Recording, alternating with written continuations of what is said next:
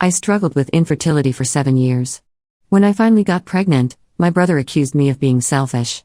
Now he's showing up drunk at my house demanding to see my newborn. I, 34F, never thought I'd be in this position, torn between my lifelong dream of motherhood and my relationship with my older brother Jake, 38M. Growing up, Jake and I were inseparable. He was my protector, my confidant, and my best friend. We come from a close-knit family, and our parents always emphasized the importance of sibling bonds.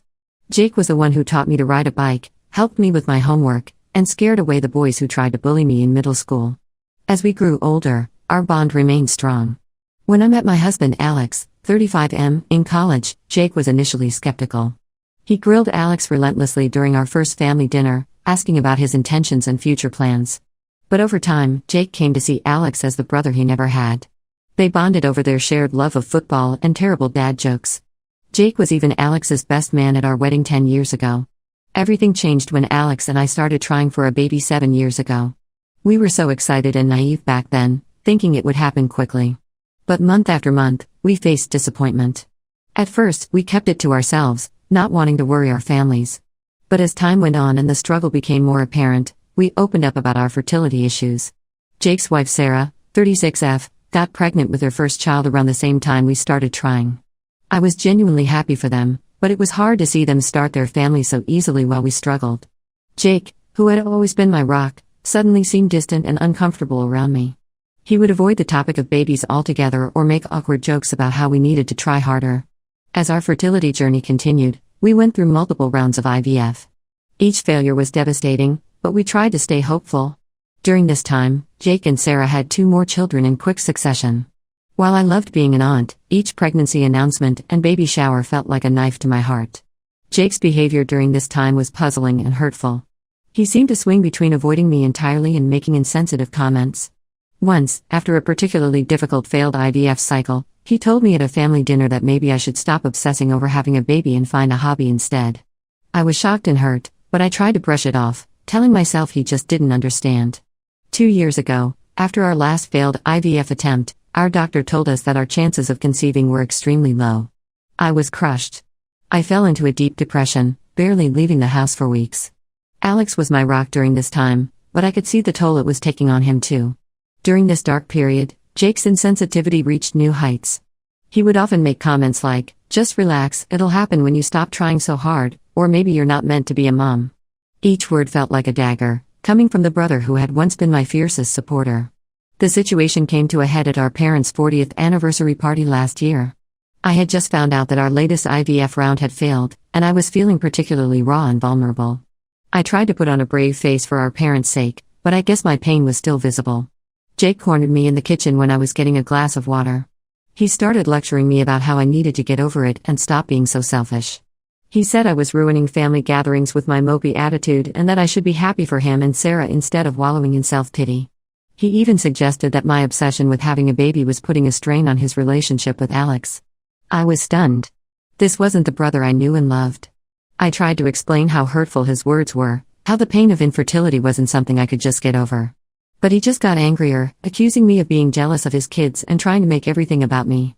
The argument escalated, and Alex, hearing raised voices, came to check on me. When he realized what was happening, he stepped in, telling Jake to back off and stop being so cruel. Jake, red-faced and fuming, stormed off. Alex and I left the party early, both of us shaken by what had transpired. Since then, things have been very tense between Jake and me. At family events, he barely speaks to me, and when he does, it's usually to make snide comments. Our parents have tried to mediate, arranging family dinners and encouraging us to talk things out. But Jake refuses to acknowledge that he did anything wrong. He insists that I'm overreacting and need to grow up. This rift has affected the entire family dynamic. Our younger sister, Emma, 30F, feels caught in the middle, trying to maintain relationships with both of us without taking sides. Our parents are stressed and saddened by the conflict, often reminiscing about the close relationship Jake and I used to have. Last month, something unexpected happened. I started feeling nauseous and tired all the time. At first, I dismissed it as stress from the ongoing family drama and my demanding job as a high school teacher. But after a few weeks, when the symptoms didn't subside, I decided to see my doctor. To my absolute shock, she told me I was pregnant, about 12 weeks along. Alex and I were overjoyed but also terrified given our history. We decided to keep the news quiet until we were further along, not wanting to get our hopes up or deal with family reactions just yet.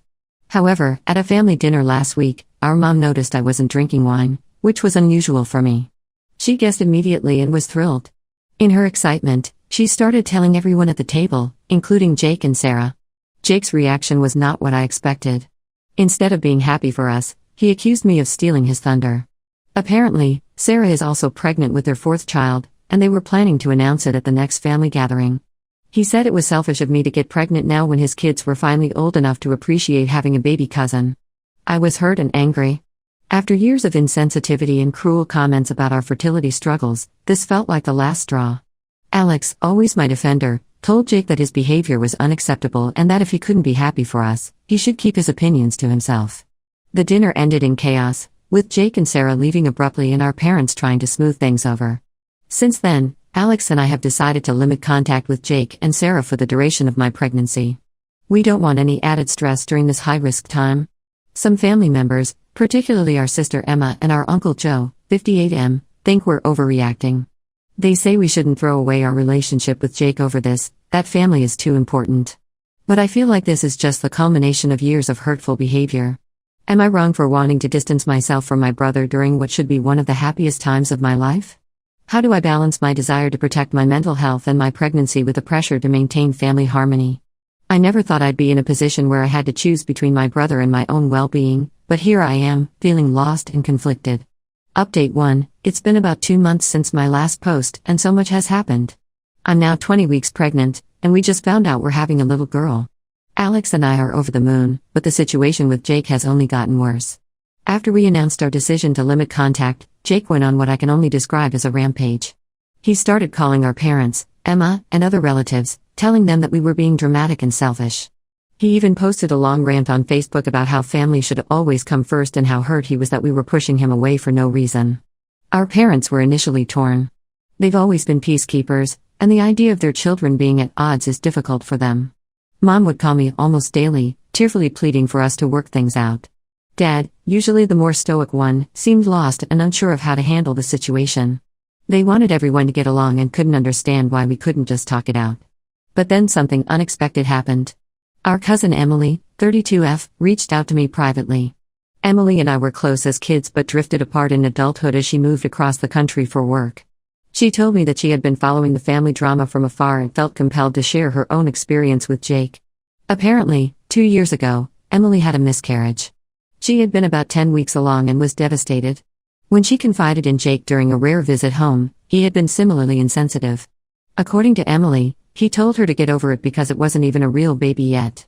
He suggested she was overreacting and that she should be grateful it happened early rather than later in the pregnancy. Emily's story shocked me.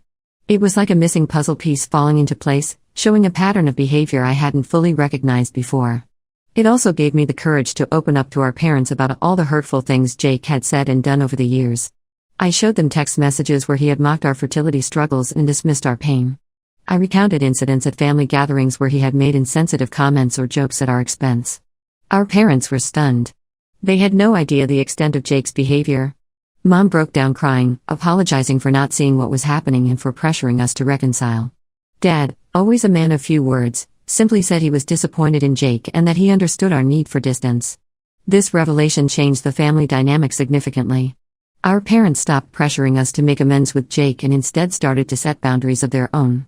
They told Jake that his behavior was unacceptable and that he needed to apologize and make amends if he wanted to be fully included in family events. Jake didn't take this well. He accused me of turning the family against him and manipulating our parents. He started sending angry messages to everyone, claiming we were all ganging up on him and Sarah. Things came to a head at a family barbecue last weekend. It was supposed to be a small gathering to celebrate Emma's recent promotion at work.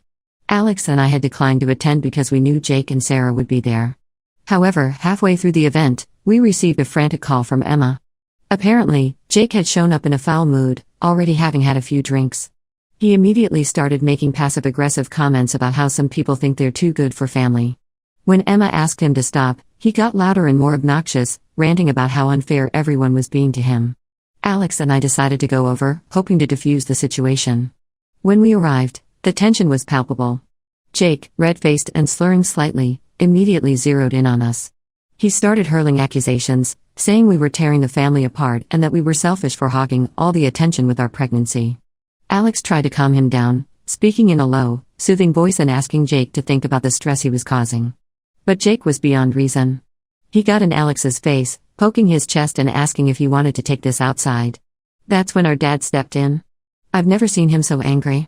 He physically put himself between Jake and Alex, telling Jake that his behavior was unacceptable and that if he couldn't be supportive, he needed to leave. Jake was stunned. He tried to argue, but our mom backed up Dad, saying that Jake's actions were hurting everyone and that he needed to take a step back and reflect on his behavior. Jake and Sarah left in a huff, with Jake yelling that we'd regret this as they drove away. The rest of us were left shaken, the barbecue effectively ruined. Emma was in tears, feeling guilty for having the event in the first place. Our parents looked older than I'd ever seen them, worn down by the conflict. Since then, Jake has been sending angry messages to everyone, claiming we've turned the family against him. He's been posting vague, angry statuses on social media, leading to concerned messages from extended family and old friends who don't know the full story. Most relatives are ignoring him, but a few, particularly our Aunt Linda, 55F, and Uncle Joe, are still pressuring us to reconcile for the sake of family harmony. They keep talking about how we'll regret this rift when our parents are gone, and how family should always come first. But Alex and I are standing firm. We've decided to focus on preparing for our daughter's arrival and surround ourselves with positive, supportive people. We've started attending birthing classes and have been busy setting up the nursery. Alex's parents, who live a few hours away, have been amazingly supportive, often driving up on weekends to help out and offer emotional support.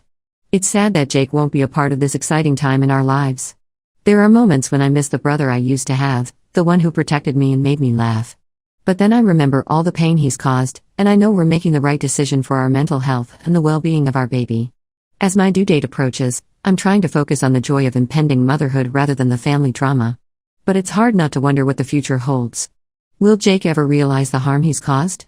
Will our family ever heal from this rift? Only time will tell. Update 2. Another couple of months have passed, and I'm now 32 weeks pregnant.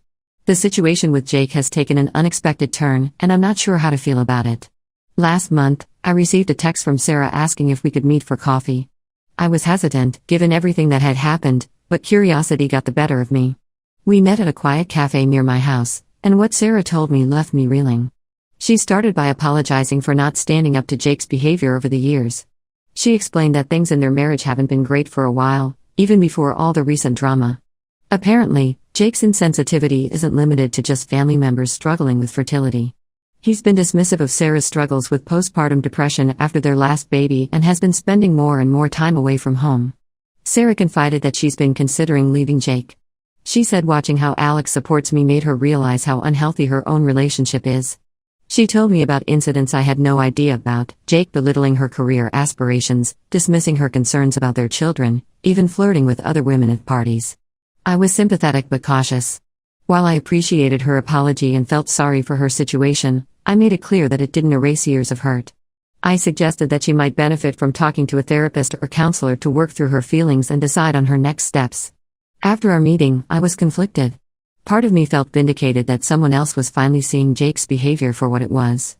But another part of me felt sad for the deterioration of a relationship that had once seemed so strong. A week after Sarah's confession, Jake showed up at our door unannounced. It was a Sunday afternoon and Alex and I were in the middle of assembling the crib for the nursery.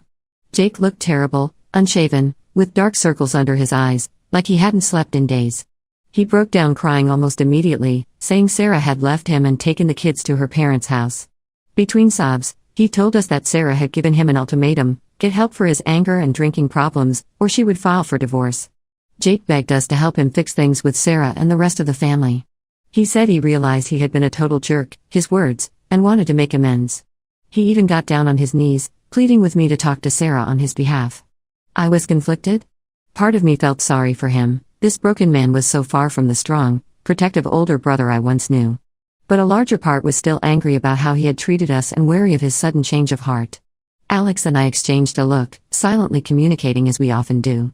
Then, as gently as we could, we told Jake that while we were sorry he was going through a tough time, we weren't in a position to help him. We suggested he seek professional help to work on his issues, both for his own sake and for his family's. Jake didn't take this well. His sorrow quickly turned to anger. He accused us of being heartless and said we were kicking him while he was down. He said he couldn't believe his own sister would abandon him in his time of need. Then he stormed off, slamming our front door so hard that the pictures rattled on the walls.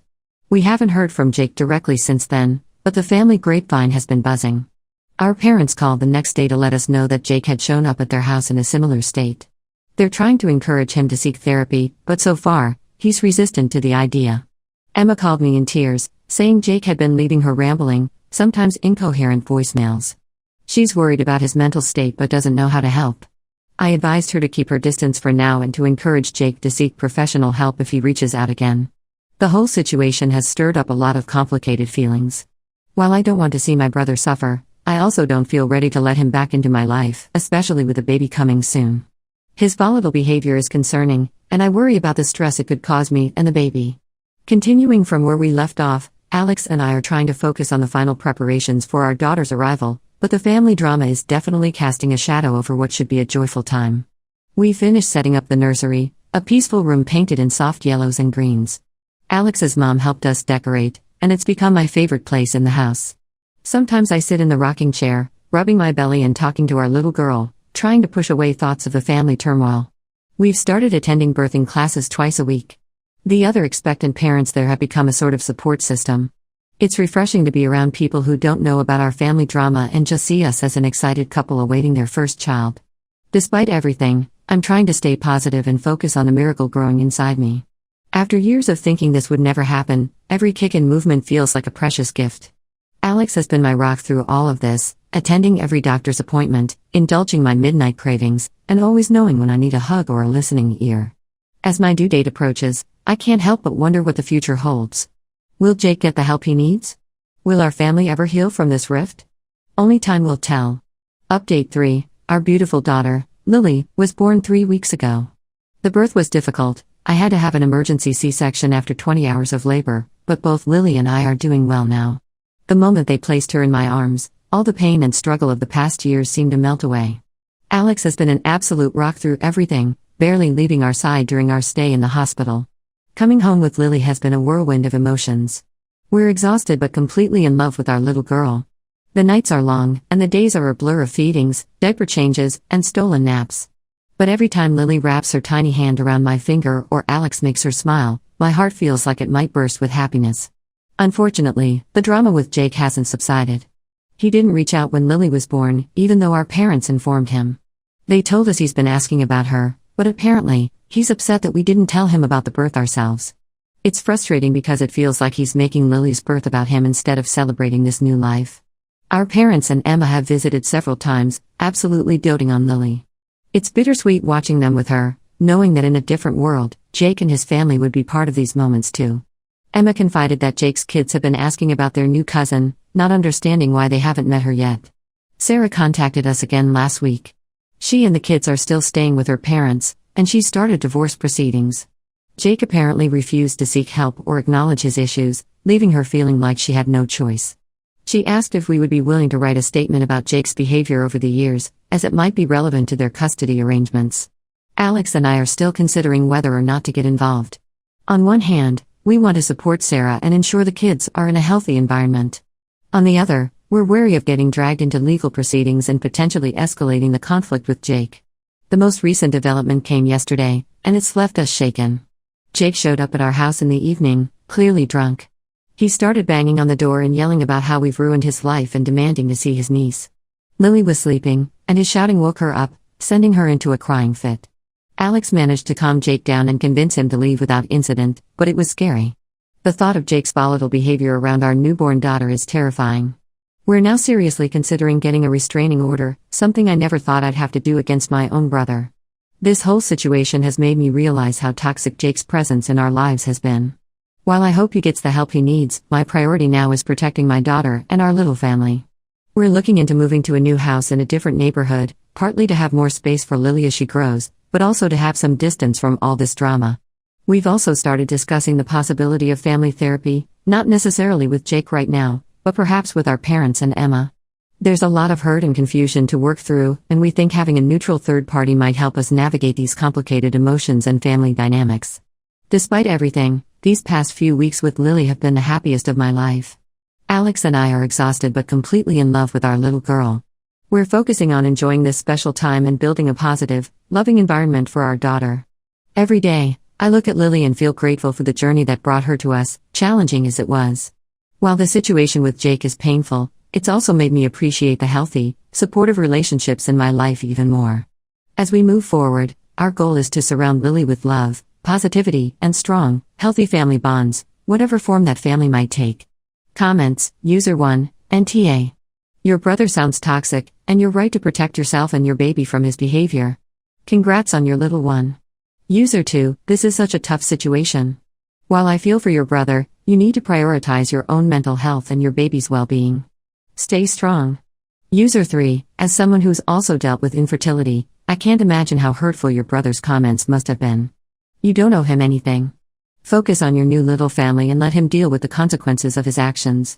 User 4, it sounds like your brother might be dealing with some serious issues of his own.